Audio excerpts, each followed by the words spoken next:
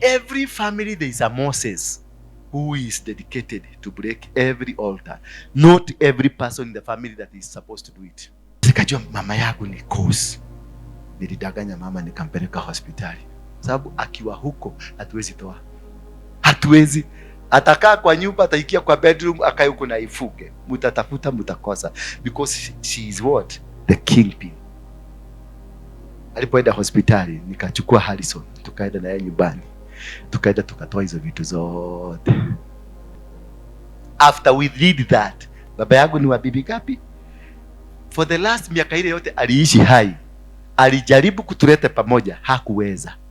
Lakini after that, niliita familia mzima 2020 hapa na watoto wao. You can imagine.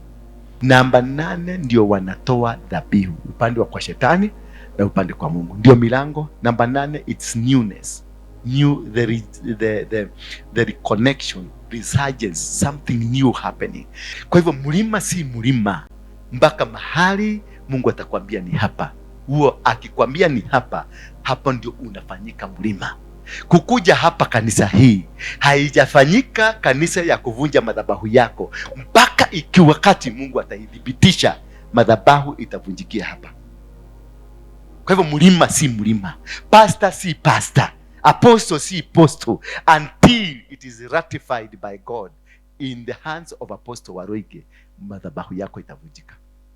Kwa hivyo ukikuja kaa kwanza, wacha kiherehere na hiyo tu pesa twako. Weka.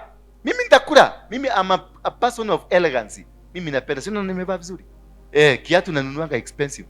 Na ukiniletea sitakosa kuchukua. Atanigata dokageni ndago ile kaando gadikoja bia magazeti ine. Ati nilikula pesa, ati nilimpatia shilingi yangu milioni 1 na madhabahu ijavujika. Nitakula na tukutanage na wewe kwa barabara. Tena nakwambia weka nyamukage tiketi. Nenda nyumbani kwa Warekabi. Huyo ni neno lilijia nani? Jeremiah. Akaambiwa nenda nyumbani kwa Warekabi. Alipofika kwa Warekabi akaba na ukanene na wao. Ukawalete nyumbani kwa Bwana. Ukafanya nini? Ukawalete nyumbani kwa Bwana. Nyumbani kwa Bwana ni wapi? Ni kanisani. Jeremiah ndiye alitumwa. Nenda kwa nyumba ya Warekabi. Ukawalete nyumbani kwa Bwana. Alafu ikasema nini? Kwa Bwana katika chumba kimoja ukawape divai wanywe. Ukiwalete kwenye nyumba hii, kisha utafute divai, wote uwakusanye, uwapatie divai. Bwana Yesu asifiwe sana. Sasa imagine mko nyinyi hapa na ndivyo mmeokoka vizuri, alafu msikie apostle amesema kila mtu akule glasi moja ya kawaini. Sasa na wale wengine, kuna wale wametoka kwa baba yangu Harrison, holiness, huku ni kwa holiness. Kuna wale wametoka kwa baba huyu mwingine wangu anaitwa James Maina wa Matuta, na huyu ni mapepo. Baka mama amestuka. Na kuna wale wametoka kwa Wairimo na wao ni prophetic. Na kuna wale wametoka kwa Moiro na wao ni prosperity. Sasa kuja hapa kwa Waroige, wanasema tulisema huyu mzee hajaokoka. Naona kuli arori adu. No tugite no ni komeke hitha kanitha-ini. Bwana Yesu asifiwe sana. And that is most thing that sisi wengi tumekosa the time, the moment of God. We have missed God when he is speaking to us, because we look at things from material level, not from the spiritual angle. Huyu mzee akaambia nenda nyumba kwa Warekabi, ukawanene nao, ukawalete nyumbani kwa Bwana katika chumba kimoja, ukawape divai, wafanya nini? Wanywe. Ukawalete ndani ya kanisa, kisha uchote glasi, kila mtu glasi ya nidhiri cousins. Watu wa waini hapa ino mkono, watu wamekunywa kawaini. Kama umewahi ni 4 cousins. Na hiyo ingine inaitwa aje? Waitu waini. Na hiyo ingine inaitwa aje? Jina. Kuna inaitwa aje? Wewe unajua Guarana, unajua Taska, unajua Kane. Wewe unajua polisi na. Na wewe unajua gani? Hujui kabisa. Kenya hii hujui kuna pombe inaitwa namna gani? Oh, Taska. Na wewe mami? Unajua gani? Kataska. Sinaona kila watu kulingana na kile kitu wanapenda sana. Diana kisha wakaambiwa waende nini? Wakunywe. Tuendelee next please. Basi nikamtwaa Yahazini mwana wa Yeremia mwana wa Habasinia na ndugu zake na wana wao wote na nyumba yote ya Warekabu, wakachukuliwa mpaka kwa hekalu, kwa nyumba ya Mungu. Next please. Nikawalete ndani ya nyumba ya Bwana, ndani ya chumba cha wana wa Hanani mwana wa Gidalia mtu wa Mungu kilichokuwa mtu wa Mungu, kwenye chumba kilichokuwa karibu na chumba cha wakuu. Kwa hivyo hakupelekwa tu kwa hall kama hii, alipelekwa vestry. Walipelekwa ndani ya vestry, sio tu kwa hall, but in a place kilichokuwa karibu na chumba cha wakuu, nacho kilikuwa juu ya chumba cha Masea. Masea ndikuwa one of the madikon, wale watu wakubwa kanisani, mwana wa Shalumu na Bawabu. Nikaweka mabakuli yaliyojaa divai na vikombe mbele ya wana wa nyumba ya Warekabu, nikawaambia, nyweni divai. Utakenyita andũ akwa Harrison ngoma ikaria haha umele sasa kunyweni kamonyweso. Sasa hiyo ndio utasikia hata mwingine hadiomagi. Sasa hiyo ndio utasikia wakili naye na wakili kiki patata. Tunakataa, tunafunga pombe, tunafunga roho ya pombe. Wataikamata, watafunga roho ya pombe. Lakini hawajiuliza Yeremia aliyetumwa ni mtumishi wa Mungu. Aliyetumwa, tukisoma verse 1 tumesoma namna gani? Yeremia akaambiwa lisikilize neno la Bwana, nenda kwa nyumba ya Warekabi ukawaambie hivi. Na wakawatuma uwapeleke kwenye chumba kimoja, kisha ukiwapeleka ndio ni chumba kile kimoja uwapatie divai. Ni Mungu amesema, si mtu alisema. Ni Mungu alifanya nini? Ni Mungu alisema. Si kuna vitu vingine naweza kukwambia hapa. Nimekwambia peka uchukua pale. Nenda uchukue ruka kutoka hali ufanye hivi ruke uende ukiendaga nyumbani. So nasema gai. Hiyo sasa ni maombi. Kwa sababu unajua lazima nikuwekelee mkono na lazima ninene maneno yako na nguvu. Na nitembee kama nabii. Bwana anasema unaenda kubarikiwa. Unaenda kufunguliwa katika jina la Yesu. Sasa ukutana mtu mwingine akwambia umepona, kama saizi ushapona, lakini wewe unangojea nikuombee. Bwana Yesu asifiwe sana. Neno lilitumwa mtu anaitwa Yeremia ambaye alikuwa nabii, mtumishi wa Mungu, na akaambiwa nenda kwa nyumba ya Warekabi. Babako anaitwa nani? Mudhama. Nenda kwa nyumba ya Mudhama, uite watoto wote wa Mudhama, uwapeleke kwa nyumba ya Mungu, kisha wakifika huko uwachotee gilasi. Na nyumba ya Mudhama haikunywaji. Nikaweka mabakuli yaliyojaa divai na vikombe mbele ya wana wa nyumba ya Warekabi, nikawaambia, kunyweni kitu. Bwana Yesu asifiwe sana. Next please. Lakini wakasema, nisikilize sasa hapa. Lakini wakafanya nini? Wakasema, hatutakunywa divai kwa maana Yonadabu. Sasa niguka. Yonadabu mwana wa Rekabu baba yetu alituamuru akisema, musinywe divai ninyi wala wana wenu hata milele yote musikunywe. Kumbe kuna neno lilisemekana kwenye familia. Kumbe kuna neno ambalo liliambiwa musiwahi kukunywa, mosioyo wako adukana nyuojohi. Maneno ya Yonadabu mwana wa Rekabu aliyowaamuru wanawe kwamba wasinywe divai wametimiza, na hata leo hawanywi, maana wanaitii hiyo amri ya baba yao. Lakini mimi nimesema nanyi nikiamuka mapema na kunena, bali nyinyi hamukunisikiliza mimi. Bwana Yesu asifiwe sana. Watu wangu wanapotea kwa sababu ya kutokujua. Kuna mambo ambayo yameletwa kwako, labda mtu alipitia kwenye familia, labda mtu alipitia, ni nabii mlikutana naye, labda mlikuwa kwenye crusade, labda umeangalia kwenye YouTube. Kumbe hilo neno ambalo umeliona, kwa nini ukaona hilo ukakosa kuona mengine mengi uliangalia kwenye YouTube? Kumbe God was speaking to you. We have missed targets because when God is speaking to us, we are not able to listen. We are not able to understand when God is speaking. We are not able to understand when God is ready to deliver. The days of deliverance, si wewe uende uangalia kwa YouTube ama uende ufikirie sasa nasikia ile maneno nimepitia ni maneno ambayo inahitaji kuona Apostle Waroige. Hapana.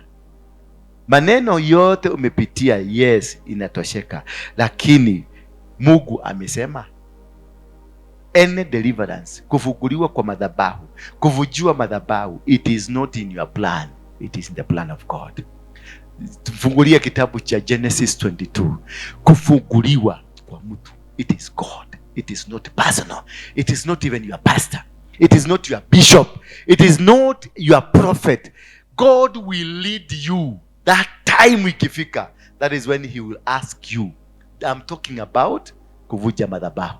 I'm talking about the deliverance, the actual deliverance. It is not kuenda kutokelezea kanisa kwa sababu umesikia mhubiri amekuja na crusade mzima, anakuja sasa na nyinyi wote mnakimbia kule mnaenda kukombolewa. Kama wakati wa kukombolewa haujafika, hautakombolewa. Hata utoe busi, hata utoe gari hiyo yako uitoe kama dhabihu, hata uchukue ploti yako uitoe kama dhabihu, if the time for your deliverance is not yet, you will not come out. Even if I tell you, leta shilingi 10,000 nikuvujie madhabahu, mimi na shetani tuko namna gani? Tuko moja. It is only God who knows ni nini imekukamata na imekukamata mpaka wapi. Maana maneno yaliyonenwa na nani? Na Rekabu ndio ilipelekea Jonadabu kuambia watoto wake wasifanya nini? Wasikunywe pombe. Kwa hivyo ni Mungu peke yake alikuwa anajua why pombe imekatazwa kwa familia hii. That is why alituma mtumishi wake Yeremia aende awaambie wakunywe. Wangemeza tu hivi, hiyo laana ni kuondoka ingiondoka. Maana mtumishi wa Mungu ako hapa na ile kitu kilikufuga kimeletwa hapa. Na umeambiwa meza sasa ukule, lakini wakasema hatuwezi. Bwana Yesu asifiwe sana. It is only God who come and reveal to you what is eating your family. It is only God who come and reveal to you why you are the way you are. Na atakupeleka, atakutafutia kajia, atakupeleka kwenye kajia mpaka utajikuta mahali utafunguliwa. God will guide the process. Ikawa baada ya mambo hayo. Mambo gani? Ni mambo gani sasa hayo? Nijibu tu. Ikawa ni baada ya nini? Mambo hayo. Underline that. Ikawa ni baada ya mambo hayo. Ikafanya Mungu akamjia Abrahamu, akamwambia Abrahamu, naye akasema mimi niko hapa. Kwa hivyo kuna mambo kabla Mungu akuje kwa Abrahamu, kuna mambo Mungu ya Abrahamu alikuwa amepitia. Kuna matatizo. Kuna kitu Mungu Abrahamu alipitia kigumu. Ndio nasema ikawa baada ya mambo hayo. Kwa hivyo kuna kitu kuli maisha Abrahamu ahetukire marito. Kulikuwa na challenges ambazo Abrahamu alipitia. Ndio nasema baada ya mambo hayo Mungu akamjia nani? Abrahamu, akamwambia Abrahamu, naye akasema mimi niko hapa. Akasema umchukue mwanao. Number 1, underline. Umchukue, underline that. Sema 1. Mwana wako wa pekee. Underline number 2. Umpendaye Isaka. Hizo ni vitu vitatu ambavyo wakati unaenda kuvunja madhabahu unahitaji kuzielewa vizuri sana. Vizuri sana. kabla uanze kurukaruka na hiyo shilingi yako 1,100 ambayo inakusubua. Na mimi kwangu, mimi nataka kufanya landscaping na sina pesa, na kuna mtu amesubuliwa na pesa, mimi nitaichukua nende nimwage mchanga na kwangu nipige picha nikwambie mine is fantastic, na bado uendelee kukulwa na shida because of failure to understand. If you can only understand those 3 statements, akasema umchukue mwanao. So dhabihu lazima ikuwe yako. Dhabihu si ya kukopa. Dhabihu si ya kutoa kwa branch ama kutoa kwa mshwari. So dhabihu ni yako, your own. Number 2, mwana wako wa pekee. This must come from you, from your blood, from your sweat. And number 3, umpendaye Isaka. Lazima dhabihu uipatie jina. Dhabihu si dhabihu mpaka wakati imepata jina. Wengine unakuja kama unaekelea hapa na mnaenda. Dhabihu sio lazima uandike jina, katika moyo wako unaipatia jina. Ukiipatia jina, imepata code ya contact. Mnielewa? Itapata code ya contact. Lakini ukikuja uachilie hapa ati mimi ni dutete magogona maige ukamuri wahutiri gogona ryake. No magogona tu, ni dutete magogona. Hiyo ilipotea. It got lost. You must have a contact. This sacrifice I am giving. This is the name of the sacrifice. The name of the sacrifice. Yule aliambiwa wapeleke nyumba ya Yonadabu, uambie wakunywe divai. The sacrifice was divai. Kwa nini? Kuwafugua kwa maneno ya baba yao, kwa sababu kupitia kwa pombe ndio maneno ilitoka, akafuga. So hii contact lazima Mungu akupatie ufunuo. Unatoa sacrifice kwa nini? Maana lazima akuelezee kule juu kile kimekufuga ni puda za kwenu. So lazima ulete kitu kinafugua puda. Ni uga ya kwenu, lazima ulete kitu kinafugua nini? Kwa hivyo lazima upatiwe ufunuo. Kuna wengine hapa, niliona mama mwingine, ni mama tajiri, lakini alifugwa na kuku ambaye alikuwa amefuga kuku wengi wa mayai, walikuwa wengi. Sasa wale watu wa kijicho baya wakakuja wakamwangalia, kuku zote zikakufa. Mama amehangaika, ako na mashamba ya kuuza, atengeneze kazi, lakini anaenda, wakati tu anaenda kufanya dili, unasikia huyo mtu alikufa, aligojeka, kuli kitu kilifanyika, dili inaanguka. Amefanya miaka 10 akihangaika. Mungu alimwambia, nikamwambia sasa, alikuja hapa akaniambia jira kile ya goruta. Mimi nakwambia, mimi siapiagi, maana sina uwezo wa kukwambia ile utatoa. Weenda sugumu nani? Nikamuuliza, nani alikwambia ukuje? Mimi nilisikia sauti ikiniambia kuja. Sasa rudi kwa hiyo sauti, itakwambia ni nini utatoa. Mama alienda nyumbani, kulala tu, kufika tu kwa nyumba akajiekelea kwa sofa set na shida na frustration, maana dukata ya gaide na jira kiraja gire ni kuruta. Dukata yo dirona ta ina roho. Maana mumezoea kunyaganywa, mwendaga kwirere ngiriga rimwe nigetha uigue kiuma kwetu kata, kwa sababu mumezoea kunyaganywa. So lazima ukuje na language ya kutaka kunyaganywa. So mama nikamwambia yeta, alipofika nyumbani akalala tu kwa kiti na maasira mingi sana. Akaonyeshwa mayai 4 zilikuwa kwa nyumba. Akaambia chukua hiyo peleke kwa madhabahu. 4 eggs. Alilete hapa. Akawekelea mayai 4. Sai ako na kuku 8,000 asiyatoki. Zimerudi zote. Maana kilichomfuga ni nini? Ni mayai. Wewe unataka kuniletea shilingi 10,000 na ni mayai imekufuga. Utafuguliwa aje? The code haitafugua. Umeleta kifugu ya Turaisako na mimi nafuga na nini? Na hiyo ingine na Zenka. Bwana asifiwe sana. So you must understand before you go to do that deliverance process. Get to know from God, what do you want me to give? Amesema mwanao wa kipekee Isaac, maana kulikuwa na mtoto mwingine anaitwa nani? Ismail. Usiniletee Ismail, maana ndio nikufungulie maisha. Lazima ulete kile kitu ambacho kitakuguza. Maana Ismail hangeweza kumguza vizuri, maana ni mtoto, alisukumiwa na mama. Na ukiona mama akisukumilia mzee, ndogethi hale, ni kuona aliona frustration ile iko na mzee. Paka mama, na imagine yokira mudhuri wako ndoge kwa mena meiti. Tuona kane to kia mwana. Sasa unaimbeji ni mzee amechukua mtirima ndio huyo ameenda. Unamchukulia kienda kwa house girl. Haina baraka, haina. Kwa sababu unajua it is out of pain.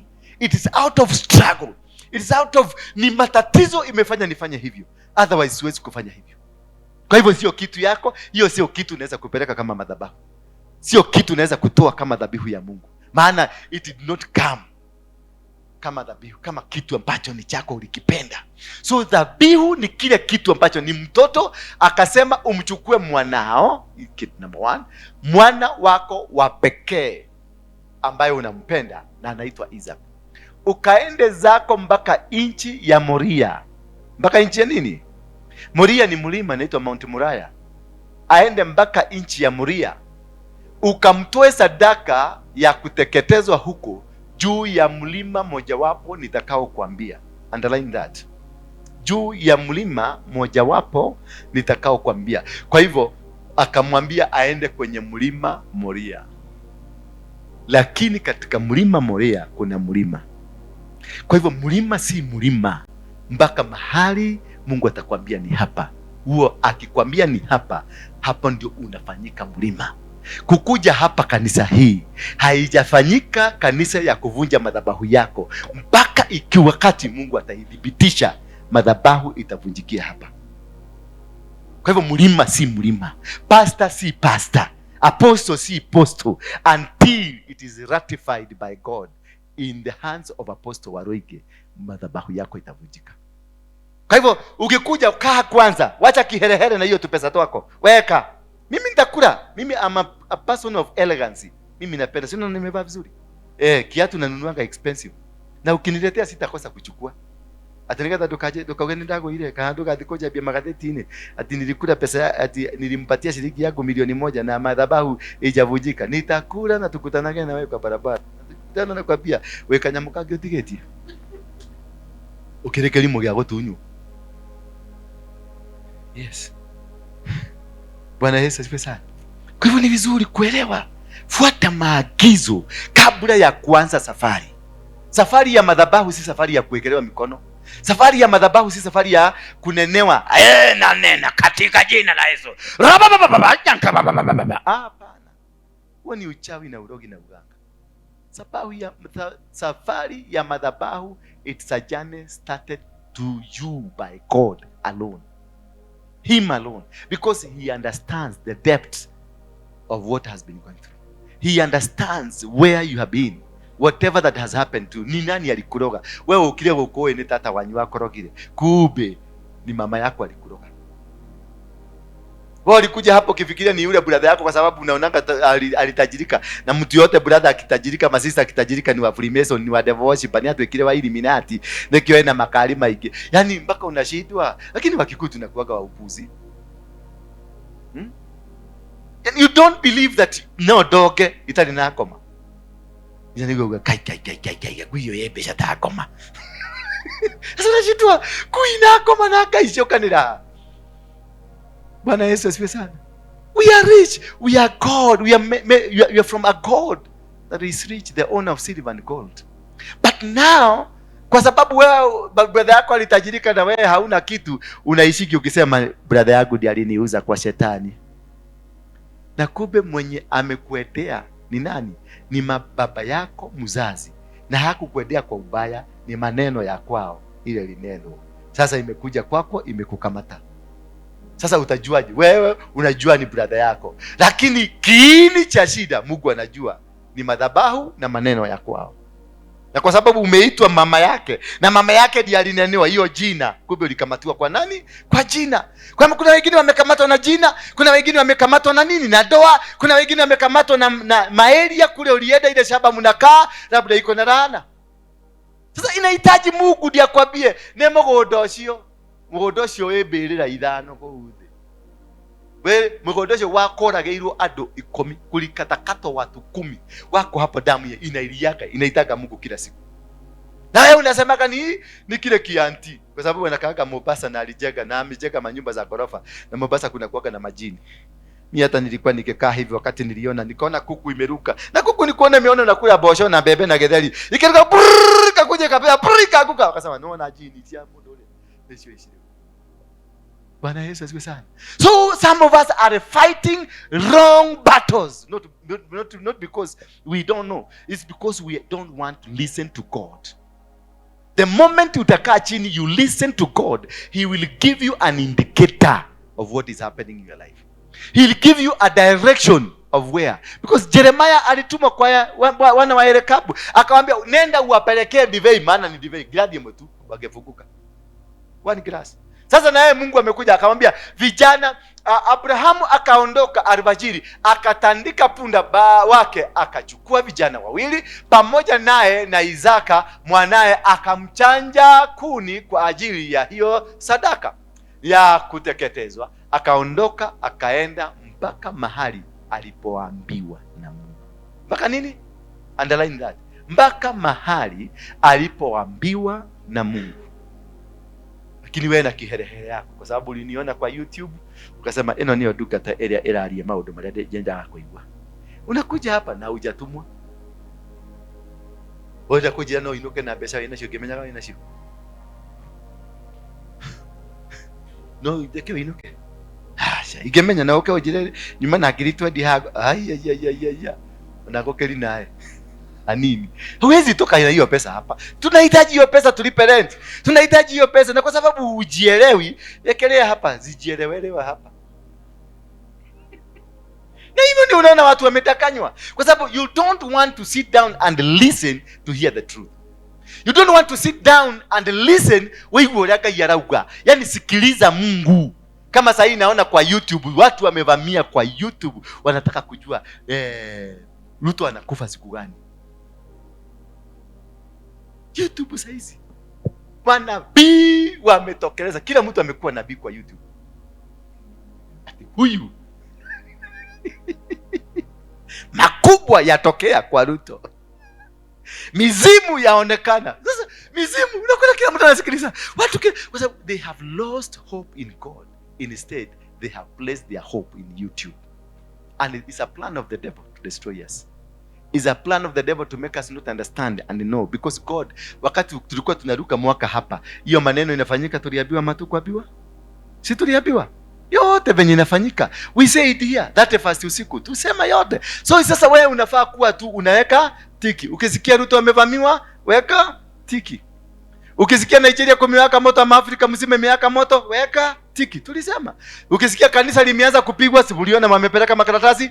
Ukisikia kanisa limeanza, tulisema wapi? Kanisa litafinywa kutoka mwezi wa 7. Litafinywa. Weka tiki. Tukasema huko Amerika na Uingereza kutatokea vita kama za Kenya. Sasa hizi maduka zinachomwa England, wazungu wanachoma duka kama majenzi. Wanarusha mawe kuliko Wajaruo, ndio hiyo.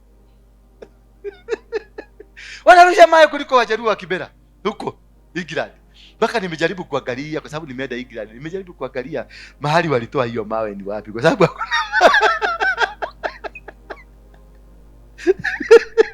lakini wakati shetani ama Mungu anafanya kitu, there is provision for that. So it is very important for you to understand.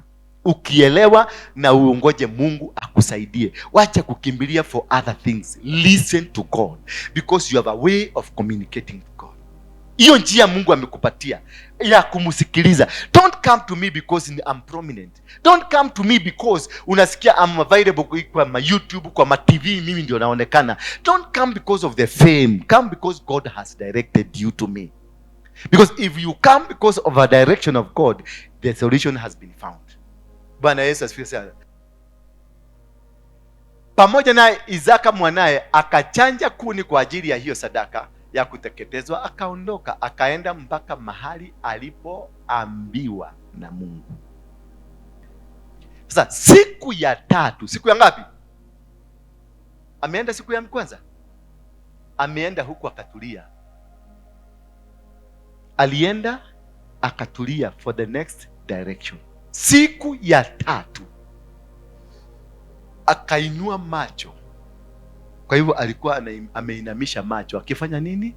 akiomba, akiuliza Mungu okwenda ajekia atia. Siku ya 3 Mungu akamuibua, inua macho. Akainua macho, akapaona mahali pakiwa bado ni mbali. Akapaona mahali ni hali ya ego dikurutira igongona. Akainua kichwa hivi, akaonyeshwa na Mungu. Siku ya ngapi?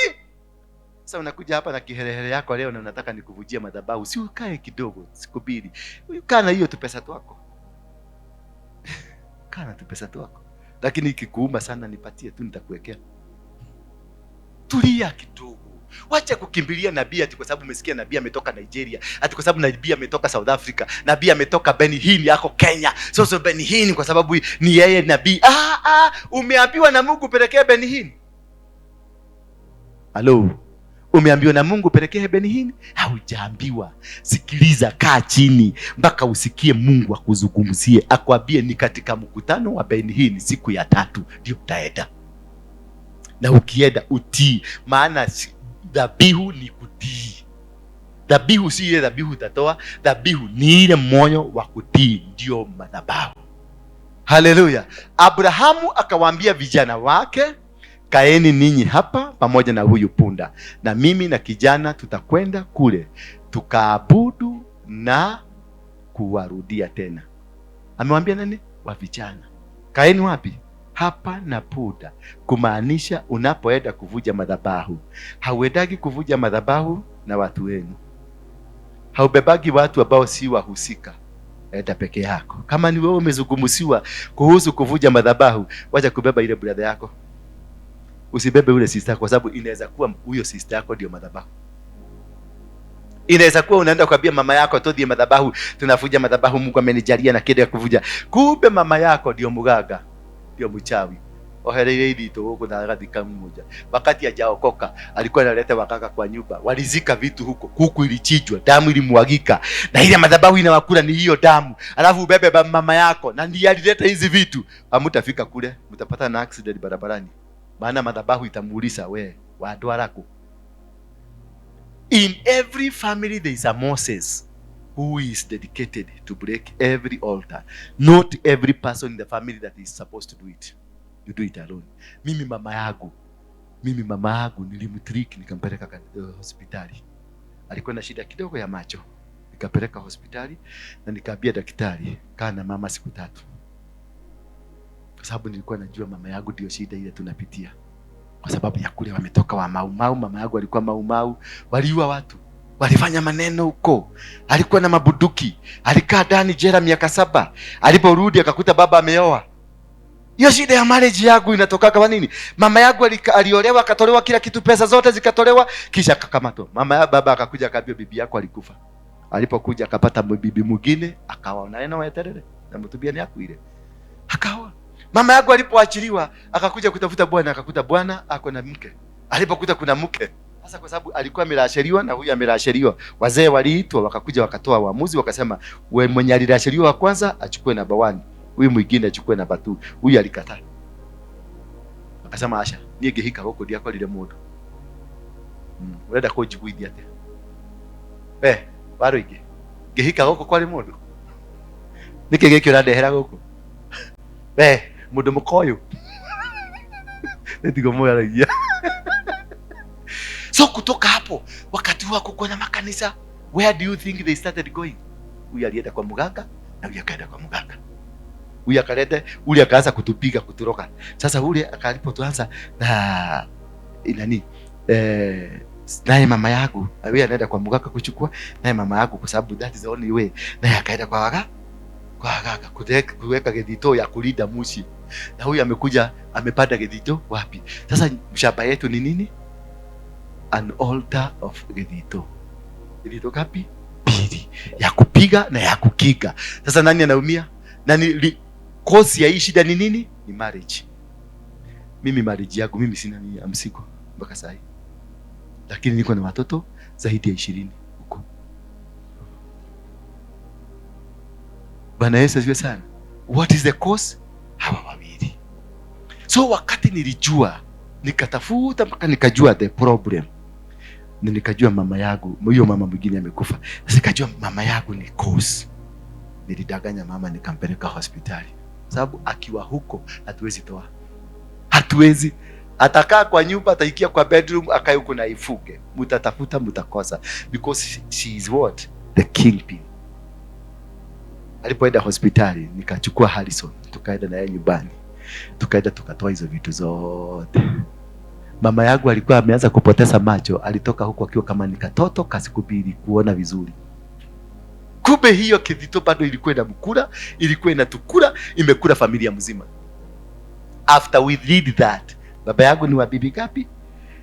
For the last miaka ile yote aliishi hai. Alijaribu kutuleta pamoja, hakuweza. Lakini after that, niliita familia mzima 2020 hapa na watoto wao. You can imagine. Ile mkutano ilikuwa nyumbani, tulikula busi 8. Family of 20 na watoto 3 4, mimi yangu 20 hapo. Na wengine pia walikuja na zao za huko. Sio mimi niko na hata brother huyo mwingine nasikia huyo ako na Kamjaruo hapo, ako na Kamluya hapo, ako na nini, because of the spirit ile. Bwana Yesu asifiwe sana. So nikiweka mama yangu hapo, madhabahu haingevunjika. Nilimtoa kidogo, unavuja unarudisha. Aliporudi sasa mama, si mlimuona wakati alikuja hapa, si nikasichana. Unaweza kusema ako na 108 years. Nikasichana. Lakini mama ni 108 sasa. Na anatembea tu vizuri kabisa, na ni wale mama makali. Bwana asifiwe sana. That is how you are able. Akambasi Abrahamu akazitoa kuni na hiyo sadaka, akaimwitwika Isaka mwanawe, akatoa moto na kisu mkononi mwake. Wakaenda wote wawili pamoja mpaka wapi? Isaka akasema na Abrahamu baba yake akinena, babangu. Naye akasema, mimi hapa mwanangu. Akasema, tazama moto upo hapa na kuni zipo hapa, lakini yuko wapi mwanakondoo wa sadaka za kuteketezwa? Abrahamu akasema, Mungu atajipatia mwanakondoo kwa hiyo sadaka. God shall provide for himself. The sacrifice is not for you to look for it. God provides for himself. Kama hauna, usiende kukopa. Wait until siku ya kufunguliwa ifike, kwa sababu siku ya kufunguliwa utaonyeshwa ni mahali gani, na utaonyeshwa cha kutoa, na utaonyeshwa ni wapi. Bwana Yesu asifiwe sana. So not every place, not every time ya kuvuja madhabahu lazima Mungu apatiane, aseme sasa toeni dhabihu hii. Niliwa explainia what number 8 stands for. Na hii unaona 88. Namba 8 ndio wanatoa dhabihu, upande wa kwa shetani na upande kwa Mungu. Ndio milango. Namba 8, it's newness. New, the reconnection, resurgence, something new happening. Maana Mungu aliwafanya kazi siku ya kazi ya kwanza mpaka ya siku ya 6, ya 7 akapumzika, ya 8 kukaanza maneno mengine mpya. Bwana, ndio ya 8 ndio, that is when you make covenants. That is when you make altars. That is when you make attachment of the new thing to happen in your life. Bwana Yesu asifiwe sana. Hello. So alipomwambia akamwambia Bwana atafanya nini? Yeye mwenyewe, God shall provide for himself a sacrifice. So sacrifices are not from branch, are not from fuliza, are not from a borrowed money from your neighbor. It is your money. It is what that is yours, your own Isaac. That is what we call a sacrifice. Hello. Are you blessed?